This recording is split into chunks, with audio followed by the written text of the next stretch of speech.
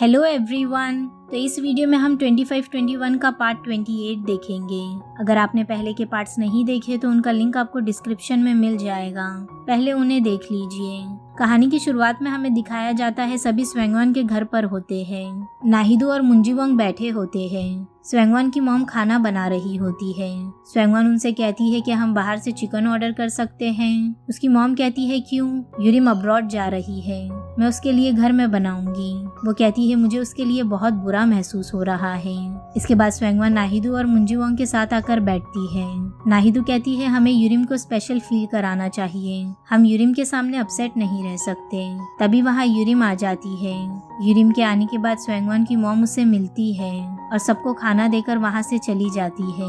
सब लोग बैठकर खाना खा रहे होते हैं और बातें कर रहे होते हैं। तभी नाहिदो और मुंजीवोंग झगड़ा करने लग जाते हैं। यूरिम उनको देखकर कहती है तुम लोग हमेशा ऐसे ही क्लोज रहना मेरे जाने के बाद भी। ये सुनकर सब शांत हो जाते हैं। स्वैंगवान कहती है यूरिम हमने तुम्हारे लिए कुछ और भी प्रिपेयर किया है।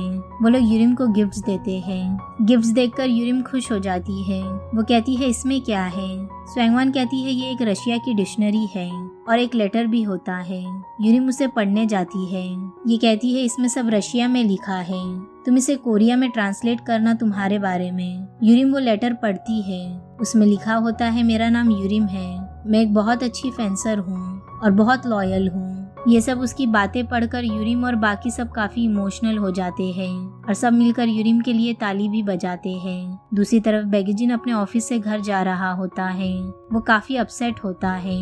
वो घर के बाहर आता है तो वो सबकी आवाज सुनता है। सब अंदर मस्ती और बातें कर रहे होते हैं, लेकिन बेगिजिन उनके पास नहीं जाता। अंदर वो लोग बातें कर रहे होते हैं। तभी नाहिदो मुंजीवोंग से कहती है कि बेगिजिन नहीं आ रहा है हमसे मिलने। नाहिदो कहती है मैंने उसे कहा था आकर मुझे कॉल करना, पर उसने नहीं किया।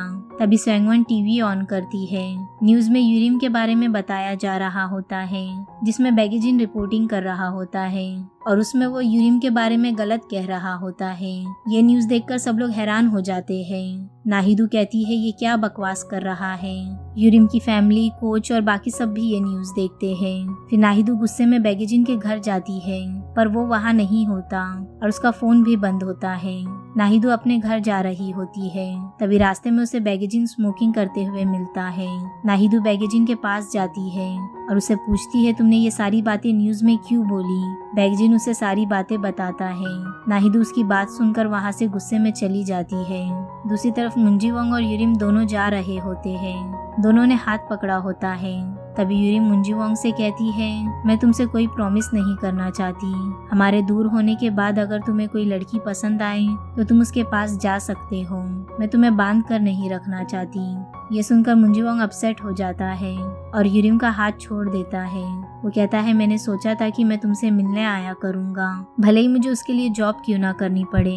यूरिम कहती है मैं नहीं चाहती कि तुम मेरे लिए जियो, तुम खुद के लिए जियो, मैं सेल्फिश नहीं हूँ। मुंजीवोंग काफी अपसेट हो जाता है और उसका हाथ पकड़कर कहता है मैं तुम्हें कभी अकेले नहीं छोड़ूंगा और उसे लेकर जाने लगता है।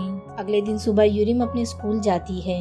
वो फेंसिंग एकेडमी में होती है और अपना सामान पैक कर रही होती है। सामान पैक करने के बाद यूरिम अपनी प्रैक्टिस और अपनी टीम नाहिदो के साथ बिताया हुआ हर पल सब कुछ याद करने लगती है और वो बहुत इमोशनल हो जाती है। तभी वहाँ पर विंडो पर एक रिपोर्टर आ जाता है और वहाँ से यूरिम की फोटोज निकालने लग जाता है।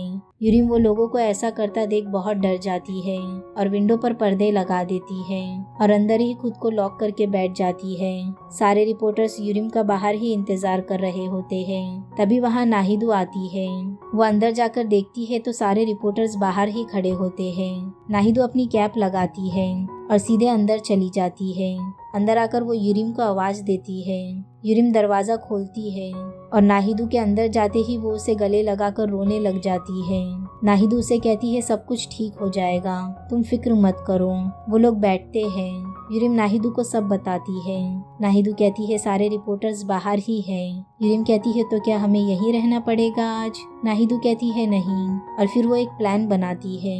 वो दोनों मिलकर फेंसर स्टैचू को कपड़े पहनाते हैं और कैप लगाकर तैयार करते हैं। यूरिम उसके लिए विग लगाती है और फिर वो लोग उसे स्टेज पर रख देते हैं। अब नाहिदो बाहर जाकर कहती है कि यूरिम प्रेस कॉन्फ्रेंस के लिए तैयार है, आप लोग सब अंदर जा सकते हो। रिपोर्टर्स के जाते ही नाहिदू दरवाजा लॉक कर देती है और यूरिम बाहर निकल जाती है। यूरिम और नाहिदू दोनों हाथ पकड़कर बाहर भाग रहे होते हैं। तभी ही रिपोर्टर्स भी उनके पीछे भागने लग जाते हैं। वो दोनों भागकर एक फोटो क्लब में छुप जाते हैं। रिपोर्टर्स के जाने के बाद वो लोग देखते हैं वहाँ कैमरा है। नाहिदू कहती है हम दोनों फोटोज क्लिक करते हैं। फिर वो दोनों साथ में बहुत सारी फोटोज लेते हैं और मस्ती करते हैं। फिर दोनों एक रेस्टोरेंट में जाते हैं जहाँ यूरिम कहती है इसके पैसे मैं देती हूँ, तुमने सुबह से मेरे लिए बहुत कुछ किया है। वो लोग ऑर्डर देते हैं और बैठकर बातें करने लगते हैं। नाहिदू कहती है तुम अपने सेलफोन दिखाओ। नाहिदू यूरिम के सेलफोन में उसकी सारी पिक्स लगा देती है और यूरिम भी। फिर यूरिम नाहिदू को कहती है कि कल मैं जा रही हूँ, कल मेरी फ्लाइट है। ये सुनकर नाहिदू काफी हैरान हो जाती है। यूरिम कहती है शायद कोच को मालूम था ये सब होगा, इसलिए उन्होंने मेरी फ्लाइट जल्दी करवा दी। तभी उनका ऑर्डर आता है और वो सिर्फ नाहिदू के लिए ऑर्डर लेकर आते हैं और नाहिदू के पैसे वापस कर देते हैं। नाहिदू कहती है हमने 2 ऑर्डर दिया था। वो आदमी कहता है मेरा खाना सिर्फ कोरियंस के लिए है, फॉरेनर्स के लिए नहीं। यूरिम कहती है आपको लगता है मैंने अपनी कंट्री को बेच दिया है, पर मैंने खुद को बेचा है पैसों के लिए, इसलिए मुझे मेरा खाना ला कर दो। और वो गुस्सा करती है। वो आदमी शांत हो जाता है और यूरिम का ऑर्डर देता है। खाने के बाद यूरिम और नाहिदू दोनों नाहिदू के घर पर आते हैं। नाहिदू यूरिम को चॉकलेट कॉफी देती है। वो कहती है तुम आज घर मत जाना, तुम्हारे घर के बाहर रिपोर्टर्स होंगे। वो लोग बातें कर ही रहे होते हैं तभी नाहिदू कहती है कि मैं अब किसका वेट करूंगी फेंसिंग के बाहर, मैं अब किसे अपनी बातें बताया करूंगी तुम्हारे जाने के बाद। यूरिम कहती है सच बताऊं तो मैं कोरिया छोड़ के नहीं जाना चाहती, मुझे यहीं रहना है तुम सबके साथ। ये सब बातें करके वो दोनों बहुत इमोशनल हो जाते हैं और रोने लगते हैं। यूरिम की फैमिली नाहिदू और स्वैंगवन सब आए होते हैं। यूरिम सबसे मिलती है और अपनी फ्लाइट के लिए चली जाती है। वहीं दूसरी तरफ मुंजीवोंग एक रेस्टोरेंट पर पार्ट टाइम जॉब करने लग जाता है। वो यूरिम को याद करते हुए जा रहा होता है। तभी उसे नाहिदू का मैसेज मिलता है कि यूरिम आज जा रही है। ये देखकर मुंजीवोंग काफी हैरान हो जाता है और भागकर जाने लगता है। वो बहुत स्पीड में कार चलाकर एयरपोर्ट में आता है और यूरिम को ढूंढने लगता है। तभी यूरिम उसे देखती है, वो उसे आवाज देता है और भागकर जाकर यूरिम को गले लगा लेता है। वो कहता है तुमने ऐसा किया भी कैसे, मुझे बिना बताए जाने का, मैं हमेशा तुम्हारा इंतजार करूंगा। यूरिम उसकी बातें सुनकर रोने लग जाती है। तभी मुंजीवोंग उसे किस करता है। दूसरी तरफ बैगेजिन एक बस में जा रहा होता है।